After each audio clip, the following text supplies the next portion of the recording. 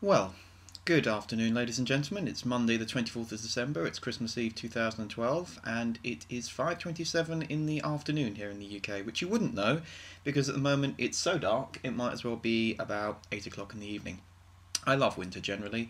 It's one of my favourite times of the year. I love it when you get snow and it's crisp and you have a frost sort of settling over all the grass, etc. But when it's dark and miserable and grey and the wind is, riddling around the houses and all you can hear is what sounds like a banshee outside, it's less fun, of course. So in this video, we are going to do a review of the year. I'm going to talk to you about some of my favourite moments in gaming this year. Also going to talk to you about what I've been playing. Also going to hopefully do a little bit of talking about the Spike Video Game Awards and some of the things that came out of that I was very interested in. And also, finally, looking ahead to 2013. So starting with my games of the year, I'm going to try and edit this video. If these things don't appear, apologies, it just means that I was mal-coordinated and couldn't do it, but I'm going to try and get sort of images of these things to sort of pop up in the right or the left sort of side of the screen. So looking at games of the year, things that really stood out for me this year. First thing I have to give a nod to is Mass Effect 3. I think most people who are serious about gaming have played Mass Effect 3, most people have completed it. I think the majority of people were a little bit disappointed by the end of it.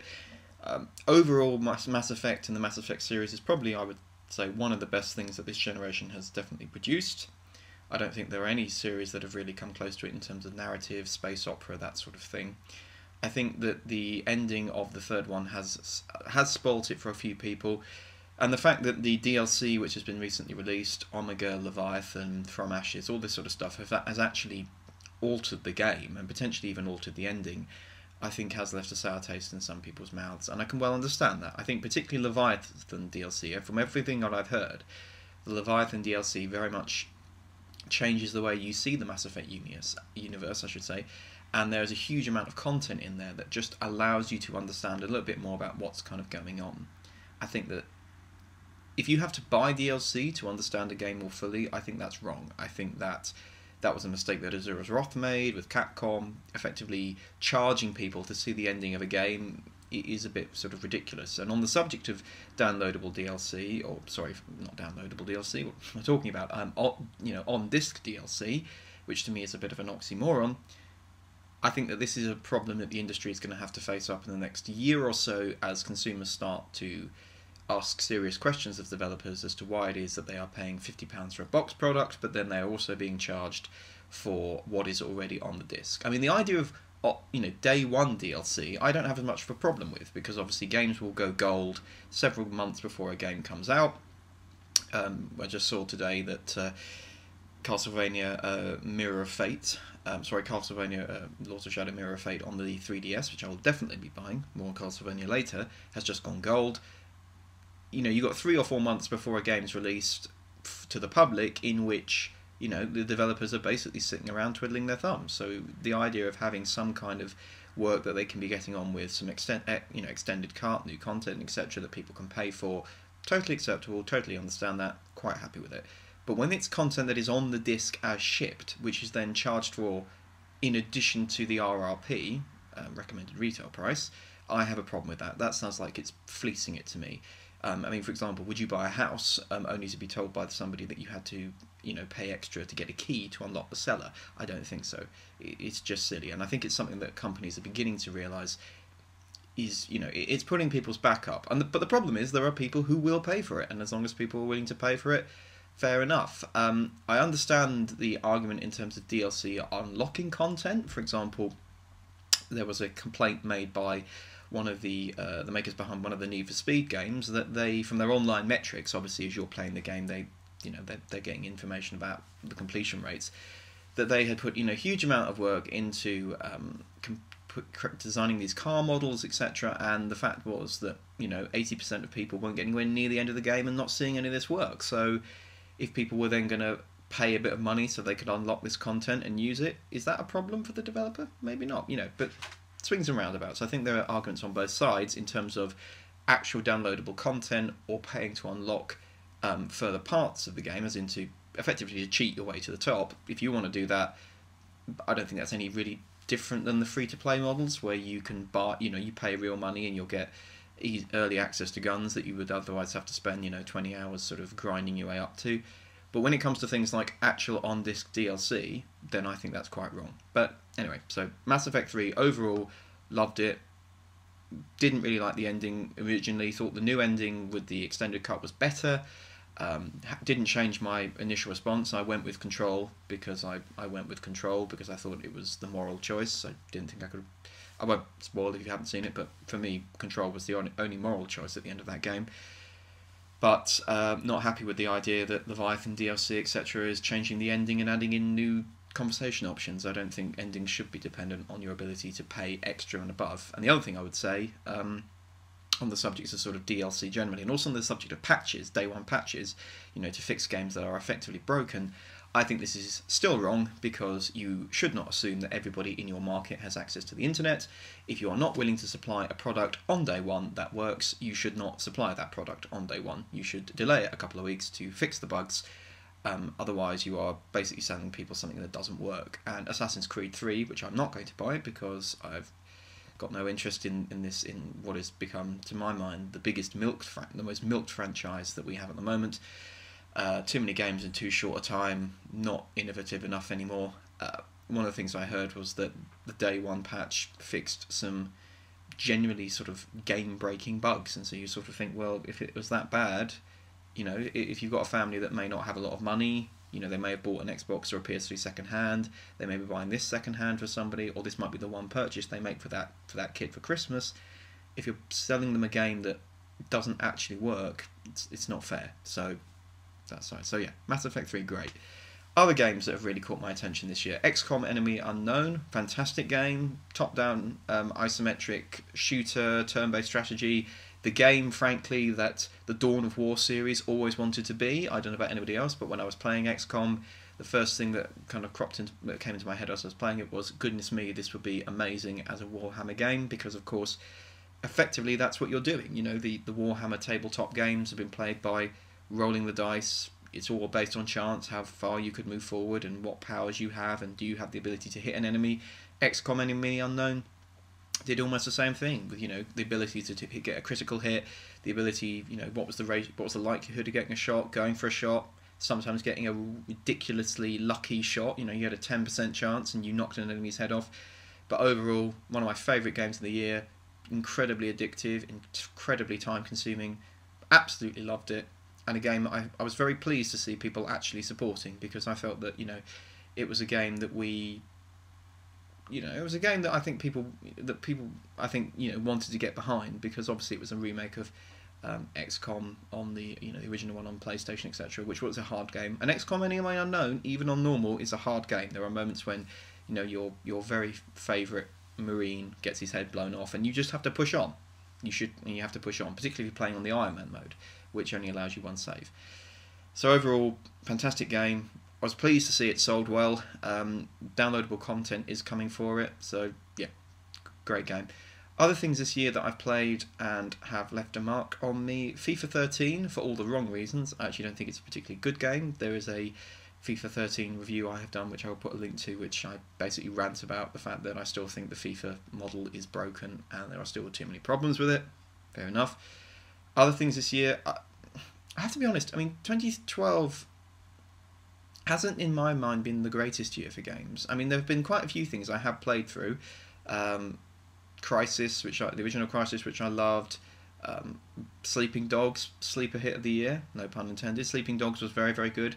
There's an entire year worth of content, and I actually think that, to be fair, come 2013, I'm just going to be playing a lot of DLC, I think. There's only one or two titles that I'm genuinely interested in actually, purchasing outright. One of them, of course, will be, actually we'll come on to that later, but I think I'm going to be downloading DLC for a lot of titles in 2013, because I just think some of them are, they've added story, etc., and I kind of want to go back and play through them again.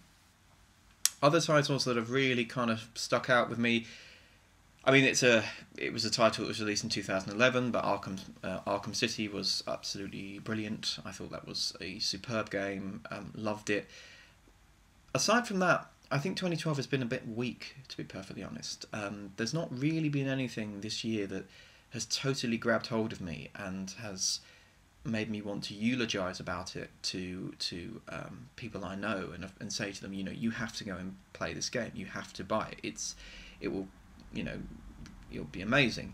I know that people out there have been saying Dishonored is an exceptional game. I will play Dishonored now, possibly, because it looks as though Bethesda have finally fixed the Skyrim DLC problem, so we're going to get Dragonborn on PlayStation 3. Whether we'll get Dawnguard or Hearthrome is another matter, but the fact we're going to get that, what looks like an enormous piece of content, means that I'm slightly more favourable to Bethesda than I was a couple of months ago, because at the time I said I'm not going to play a Bethesda game again until they fix Skyrim, and if they don't fix Skyrim, then I'm going to abscond for quite a while. Now that they fixed it, I will happily buy that content. I will happily look into getting hold of Dishonored. But I was standing in Game a couple of days ago, actually. Game, if you're outside the UK, is one of our big stores. It's a bit like GameStop, I think, in the US.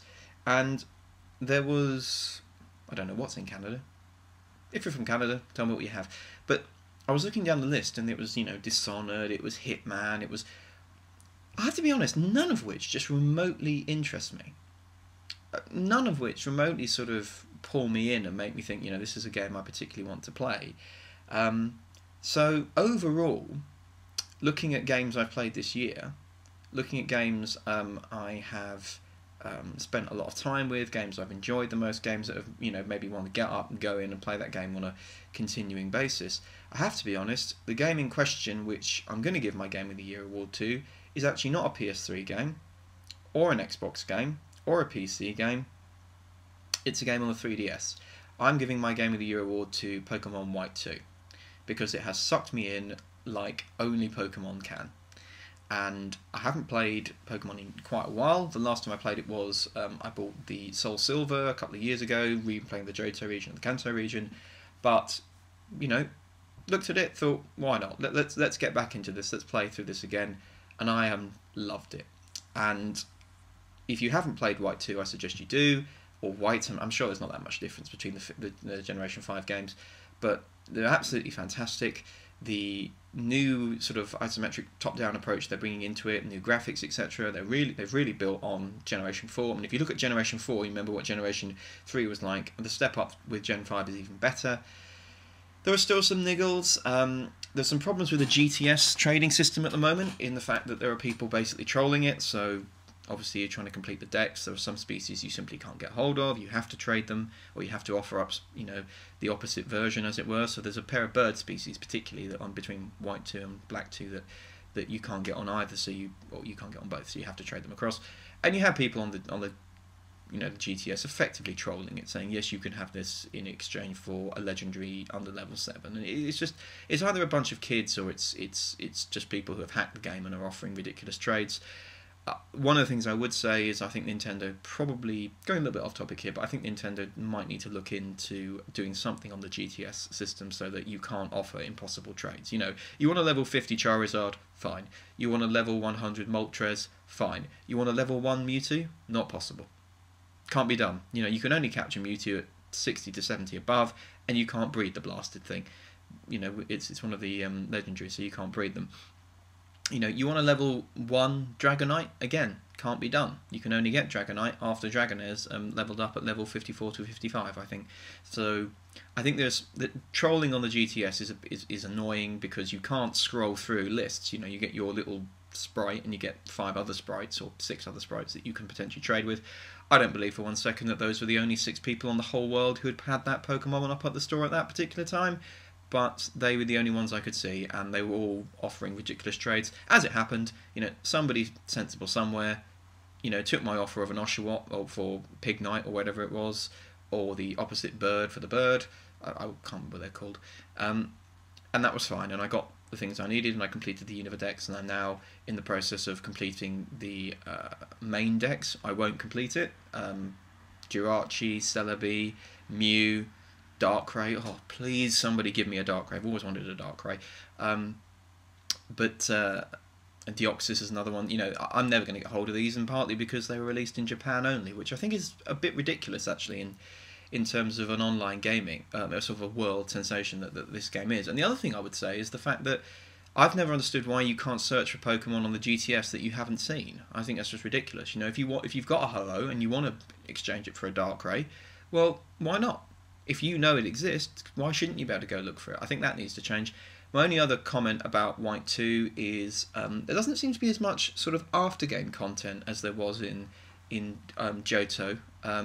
There's no battle frontier as there used to be, and in Johto, in Soul Silver, obviously you could, once you completed Johto, you could complete Kanto, and then you could battle Red, and there was all this other stuff you could do. Doesn't seem to be as much stuff anymore, and the number of legendaries also seems to be a little bit smaller, so which is a bit of a shame. But we'll see what they come out with next. I mean, I imagine at some point we're going to get another version of the Kanto, or another version of Hoenn. You know, we've had an upgraded version of Johto, an upgraded version of Kanto. So we have had we have obviously, we have been back to Kanto, not for the starter Pokemon, obviously. There is a way of getting them, but I think we probably need an upgraded version of the Hoenn region. And again, it would just be nice if at some point they put, you know, because we've had Cresselia in a lot of games now, but we still haven't had Darkrai. It would be nice if Darkrai was released. I have a bit of a crush on Darkrai. Okay, fine. Shut up. The other thing, though, that I did like in White 2 was that we introduced, as you have in every generation, a new pseudo-legendary has been introduced. This is for people who don't know Pokemon with a base stat of 600 or base stat of 600. So we now have the team. And I now have been able to finally assemble my dream team, my dream legendary team. I had a sort of a dragon team at times, but now I actually have the full teams, which, you know, is Tyranitar, Salamence, Metagross, Garchomp, Dragonite, and now the new one, which is Hydreigon, which is this, you know, weird three-headed dark / dragon type, who I have to say I actually think is quite weak. I mean, he's the dark type means that, you know, not only does ice and all the rest of it have a huge problem on you now, but fighting types, etc., you know, can absolutely take you to pieces. And so, yeah, I mean, he's good. I mean, he can pretty much give him Outrage and give him Outrage and Earthquake and oh, what's it called? Not Rock Tomb. It's one of the rock moves, which just, you know, destroys ice types and all the rest of it. You know, and he's brilliant, but he does have quite a few weaknesses. But I have to say my main go-to guy is still, generally still Garchomp, who I just think is, you know, is my favourite Pokemon ever. I know that there's been some things about the fact that apparently online he's been banned. I don't think he should be banned. I mean, the fact that if you use Sword Dance on him, he turns into the most ridiculous attacking Pokemon ever.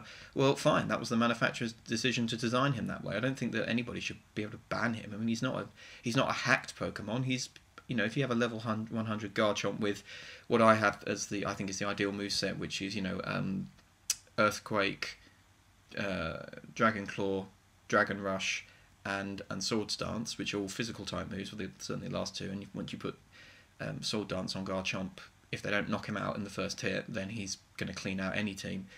Well, that was the decision of the manufacturer to design him that way. I don't think that people should be banned. Anyway, that aside, lovely to have my six pseudo-legendaries. Love the game. Would have just liked more legendary Pokemon in it. And I am getting a little bit cross with the fact that the you know, mystery tickets or whatever gifts are only available for a limited time. I actually think that, frankly, they should be available all the time. You know, if you have bought the game and you stick it into your Nintendo 3DS and you open it up, you should be able to download the mystery gifts, you know, at any time. Why should you be denied content on the basis of, you know, timing? So Nintendo has some work to do on that. But that aside, Pokemon White 2, put about 150 hours into it now.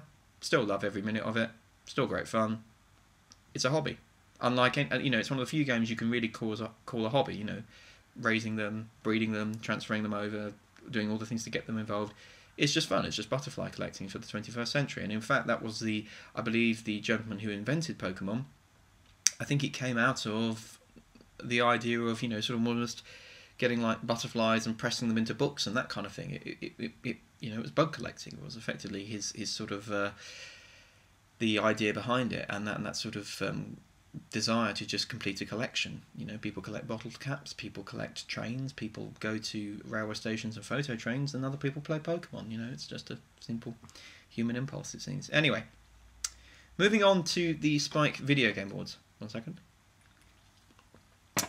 Some really interesting stuff came out of the Spike Video Game Awards. For me personally, Castlevania Lords of Shadow 2 is the thing I'm most looking forward to, because I love Castlevania. I loved Lords of Shadow. It was possibly my favourite game of the generation that is seemingly about to come to a close, and I thought the twist ending was brilliant. I thought it was inventive. I thought that it destroyed God of War 3. I actually went out and played God of War 3 after playing Castlevania Lords of Shadow, and it wasn't even a comparison. I mean, you know, God of War 3 might look pretty, but I think Castlevania is just as pretty, and I think the combat was better. Castlevania was much more like the sort of Devil May Cry combat. It was much more tactical. It was just generally more fun and much more inventive. I mean, once you've killed a Greek god, how many can you kill? But there were, for anybody who has played the Lords of Shadow, I will simply say to you, the music box level, and anybody who's played that knows what I'm talking about in terms of how inventive and how brilliant that was. So we've had the trailer for Lords of Shadow 2. It looks a little bit different. It looks as though we are going to be playing as Gabriel across history. So we wake up in the modern times and he's a sort of emaciated old wreck. Looks like we're going to play across history and find out what happened to him and how he got into that particular situation. All of which looks fantastic. Gameplay looks amazing. The engine looks beautiful. I can't wait. I genuinely can't wait. It's a big arcade sort of hack and slash that I can't wait to play. So yeah, Castlevania Lords of Shadow 2 is a day one purchase for me. I might even, if there's, you know, pre-order with bonus content, like a making of video, a collector's edition, I might even buy that because I like the series that much. So that was great. The other thing that has come out that people have been talking a lot about is, I think it's called the Phantom Ghost or the Phantom Limb, something like that, which is this Metal Gear Solid video. What people are effectively saying looks a hell of a lot like MGS5, and people are debating whether or not, you know, Kojima would release Ground Zeroes and Metal Gear Solid 5 at the same time. I mean, would you really have that? I don't know is the honest answer. I have to confess I've never played a Metal Gear Solid game, and the reason for that is I never played the original on the first PlayStation or on PS2, and a little bit like what I heard somebody say about the Assassin's series a while back, actually, is the fact that there's been so many games now, and there's so much history and content in the Metal Gear games, that if I were to play any of them, I kind of think that I would be a bit lost. I think I kind of have to start from the beginning. I don't even know what a Metal Gear is. Apparently it's some kind of war robot, I think, but I don't know any of it. So going in at 5, or even going in on Ground Zeroes, I think I'm going to be pretty lost. And actually, it occurs to me that if I want to play it, I really have got to download or get hold of the MGS 1, 2 and 3 Collector's Edition, play them through to the end, then play MGS 4 Guns of the Patriots, and then I will be in a position to actually appreciate it. Because I was reading, you're listening to people on podcasts talking about it, and there's so much, there's this metaverse of just enormous sort of amounts of information and story and things that you just have no idea what they're talking about. And I think that I think that it's interesting when you get big series like that, that the very nature of the series and the love that the fans have for it, in terms of the knowledge that the dedicated fan going into each iterative episode will have, means that you, the newbie, as it were, might not actually want to go in because you just won't know what's going on. And,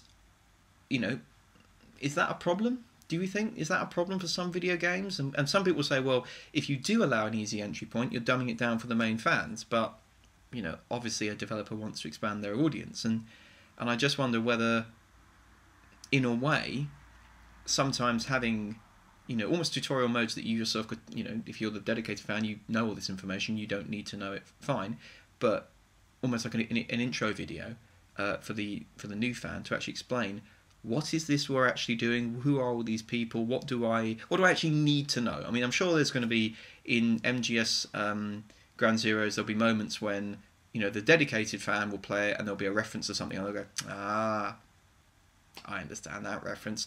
And everybody else is like, oh, he's who? Oh, I don't care. Who am I doing now? I'm sure there'll be moments like that. And there's moments like that in every franchise. There's always nods. But I just worry a little bit about MGS, that it's getting so compact that you really can't get into it unless you've played it from one to the end. But I might be wrong. But not having played an MGS game is definitely one of my gaming confessions, as is the fact that I've never played a Resi game, I've never played Silent Hill, and I have not played the Dead Space games. Dead Space partly because I don't really like the idea of being terrified. Dead Space 2, from what I saw, it was about 8 or 9 hours of being frightened. And I love horror games. and I love horror films, but 8 or 9 hours of being constantly on edge, it's not actually that. It doesn't really sound like fun to me, actually. I don't mind it when I can see the monsters. I mean, you know, zombies I've got no problem with, but all in the dark, it's quiet, and you don't know they're there until, you know, in space there's no sound, and you sort of swing the camera around and the torch around, and suddenly you see it and it's coming to you. No, no, no. I don't want to pay 40 quid to basically be spare. To end up in like a wreck, floor just rocking for like 20 minutes. No. I think I'm all right, to be honest. I'll just watch the game. I'll watch the playthroughs, and people are like, yeah, you can be terrified, and I'll fine. Gaming confessions. Anyway, back to Spike. Yeah, we also saw some stuff from The Last of Us, which is, you know, Sony's new, the new game from Naughty Dog, which I probably will play because anything that Naughty Dog produces is generally fantastic. So, you know, the people who make Uncharted are not going to release a bad game, to be fair. Beyond Two Souls is the other thing, another PlayStation game. You know, this probably I think the first game to have a real Hollywood lead, actually, in Jennifer Page. You know, as the girl in that game, and it's going to be interesting to see what that game is like, particularly when, you know, this sort of story and narrative of this sort of twin spirit of this girl who this sort of familiar. I think familiar is actually effectively what it is, and, you know, which can possess people and throw people off buildings and all that sort of stuff. So that looks really, really good. And David Cage makes interesting games. You know, you may not like Heavy Rain or Fahrenheit or any of these games, but you can't say that the guy doesn't have ideas. I mean, it's not just man, gun, shoot, point, go over there. It's not your Call of Duties, etc., which are effectively, you know, systematic and franchise-led, and you already... You know what you're going to get in a Call of in a Call of Duty game. You're going to get a shooter. You're going to kill men. Fine. I'd be very interested to know if anybody could say the same about a David Cage game, that you start playing it, you don't necessarily know what you're going to get. A bit like Deus Ex, actually, in that respect. And that's one of the things I like about David Cage, that I go in and I don't know what I'm going to find. And it's one of the reasons I try not to read reviews of games like that, because I don't want any spoilers. You know, if it's rubbish, fine, tell me. But if it's good, just leave it at that and just say, you know, this is a chocolate box. Effectively, go and gorge, go and find all the things that you want to eat, because there are going to be some treats in here that you're not necessarily going to get in other kinds of games. Aside from that, I think that's pretty much it. I mean, GTA 5, obviously, we're all really, really hyped for. I'm sure there was other stuff at the Spike Video Game Awards which I didn't necessarily see, but it seems to me that the big stories were MGS, Castlevania, and, you know, Beyond Two Souls and The Last of Us. So if there's other stuff that I've missed out, then my apologies, but, you know, fair enough. Moving on to, what was I going to talk about next? Yes, looking forward to 2013. Well, I kind of covered that, I think, with some of the things that we've already talked about, you know, those games. Tomb Raider is another one I will look at, but again, the problem is, once you've played Uncharted 2, I don't really think, you know, I get the idea that this is going to be a big open world. It's going to be different. It's going to be effectively an open world Uncharted. But why couldn't we just have an open world Uncharted? I mean, frankly, do you think that they couldn't do that? I'm pretty sure Naughty Dog could put something like that together. So I don't know. I'm going to be interested to see what the reviews of Tomb Raider are like. It might be the one that, you know, comes out of nowhere and blows everybody away. A little bit like Far Cry 3 this year has been most people's sort of game of the year, actually, because, you know, it was the game that everyone was looking at Assassins. People weren't really paying attention to what the Far Cry team were doing at Ubisoft. And actually, when it comes out, it's Assassins that's the big disappointment, and Far Cry 3 is everyone's main game of the year. So a lot of people's game of the year, and that's a game I probably will play at some point. You know, when it comes down to sort of 20 quid, 19 quid, I don't really like paying 40 quid for a game if I can help it, and give it a couple of months, let it go down in price, or potentially give it 6 months and let the game of the year with all the downloadable content come out, and buy that, and, you know, you've got a fantastic, you know, deal. I mean, and on that, actually, talking about Mass Effect again for a second, one of the things that is a little bit annoying is the fact that they've released the sort of the trilogy finally on PS3. They finally have somehow unlocked that deal with Microsoft. The only thing I would say is I kind of just want to play Mass Effect on its own. I don't really want to have to buy 1, 2, and 3 again as a package, because I've already got 2 and 3. I'd rather just buy 1 and play 3. But that's something else I can do. Other things I'm going to hopefully be playing over Christmas, I'm going to play The Walking Dead because I can't not. From all the stuff I've heard about, you know, immersive storytelling and choice and you know, talking about what we were talking about earlier about the way that XCOM has effectively brought the tabletop game, the tabletop sort of Warhammer game, into a new digital format.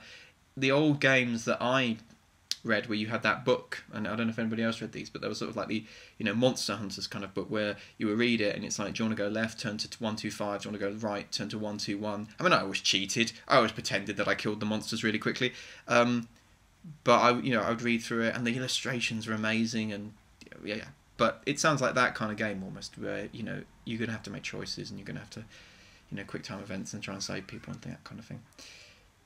I think that's pretty much it, actually. We've been ranting for what looks like about half an hour, so if you've made it through to this the end of this video, thank you very much for staying with me.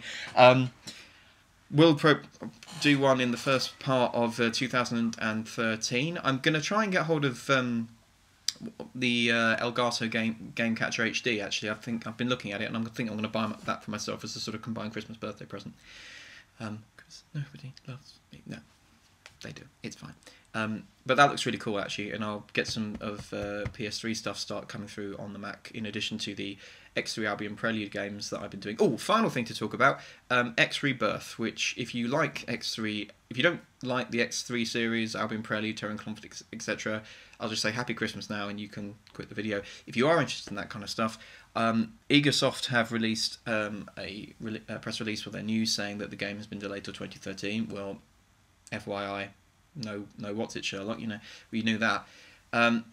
I have to be honest, I'm a little bit worried about some of the things they're saying in relation to making it less complex. I always love the complexity of the X3 games. A lot of people said, oh, the learning curve's too steep. Well, yeah, but you could say that about Dark Souls or Demon Souls, and frankly, people love those games. Oh, there was a new Dark Souls, or new Demon Souls, I can't remember which one, but the VGA Spike Award thingy, Jeff Keighley, Doritos, Mountain Dew, there was another one of those announced, and in addition to that, yeah, I mean, that looks amazing. But back to Rebirth, this is a game I will play. I've loved those games for years, all the way from X Beyond the Frontier, X2 The Threat, X3 Reunion, Terran Conflict, Albion Prelude. I mean, Eagersoft, I'm a die-in-the-wall fan. I'm a hardcore fan of those games. I love them. So I will definitely buy it. My only concern is that a lot of the things which they put into Albion Prelude, like the stock exchange, which I really liked, and I thought was a really nice upgrade to the universe, they're now talking after only one iteration about taking out, which is I'm a bit disappointed by. But anyway, this is now the actual end of the video. Thank you for watching. Thank you for those of you who have subscribed. It's nice to know people are liking what I'm doing. Have a fantastic Christmas. Have a fantastic New Year, and I will be back in 2013 with some new video footage. Probably going to do a Dragonborn playthrough on PS3 when it comes out. So, you know, I'm going to get this Elgato Game Capture thingy. Hopefully I'll figure out a way to put commentary over the top. I'm imagining that I can just kind of stream it and then talk in via the audio mic as I'm doing at the moment. We'll try not to swear, but I often do, you know, in the heat of the moment, particularly if you're there and you hear the dragon comes over and you hear that, oh, for Christ's sake. But yeah, we'll try to do some of that. Fantastic Christmas, guys. Fantastic New Year. Don't get too drunk. Don't drink drive. Stay alive. And I'll see you all soon. Cheers.